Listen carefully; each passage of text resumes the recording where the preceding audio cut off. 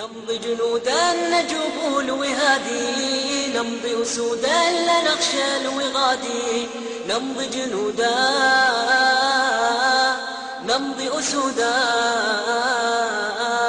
I'll give you an example that wallahi I don't know an example in the dunya that is clear as this example in proving this point. Hadith in Bukhari and Muslim of Usamah ibn Zayd radiyallahu anhu. The Muslims were fighting kuffar, and there was one warrior from the kuffar who was taking care of business. He was getting down on the battlefield. When he was taking care of business, the Muslims, the companions said, look, tomorrow somebody has to deal with that guy. Someone has to make it his business just to go and deal with that guy, and we're going to get everyone else. Usamah ibn Zayd said, Hu Ali, I'll deal with him, I'll take care of him. And another companion. They went to the guy the next day and they overpowered him.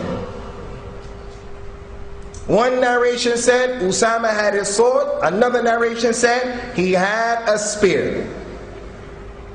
He overpowered him and he got ready to kill him, and the guy said, Ashhadu an la ilaha illallah. And Usamah killed him. They took the news to the Messenger of Allah sallallahu alaihi wasallam, and Rasulullah became clearly, apparently upset. Ya Usamah, aqataltuhu ba'da ma qala la ilaha illallah? Ya Rasulullah, innahu qalaha khawfan min as-sayf. Ya Usamah, aqataltuhu ba'da ma qala la ilaha illallah? Ya Rasulullah, innahu qalaha khawfan min as-sayf. Ya Usamah, أقتلته بعدما قال لا إله إلا الله؟ يا رسول الله إنه قالها خوفا من السيف.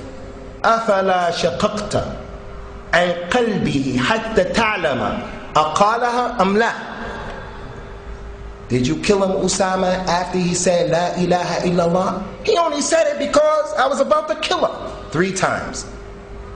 And the Rasul kept saying the same thing. Usamah said, I wish I had been born only at that moment, so I wouldn't be responsible Yawm al-Qiyamah for La ilaha illallah. Ikhwan, why is this issue so clear? Ibn Zubayr, the cousin of Aisha radiallahu anha. The cousin of Aisha radiallahu anha. She was passing by the house of Aisha radiallahu anha, and she heard Aisha radiallahu ta'ala anha. She was standing up and praying. And Urwa mentions that I do not know whether it was the night salah, the salah of tahajjud before Fajr, or whether it was the salah al-duha, whether it was the salah after sunrise. For I do not know which salah it was. Yet I passed by her, and she was standing up in salah, and she was reciting from the Quran. And then when she came upon the verse of Allah subhanahu wa ta'ala, فَمَنَّ اللَّهُ عَلَيْنَا وَوَقَانَا عَذَابَ السَّمُومِ. And when she came upon the beautiful verse of Allah, when Allah subhanahu wa ta'ala talks about His ibad, His slaves, and there are those of them who say, فَمَنَّ اللَّهُ عَلَيْنَا. And so Allah subhanahu wa ta'ala blessed us and gave us a bounty. وَوَقَانَا عَذَابَ السَّمُومِ. And saved us from the adab al-samum, from the terrible torment. From the terrible torment, Allah subhanahu wa ta'ala saved us. And so Urwa continues. So I saw Aisha radiallahu ta'ala anha reciting this verse. And so I went away, and she was crying, and I left her crying. And I came back after many, many hours. I came back after many, many hours.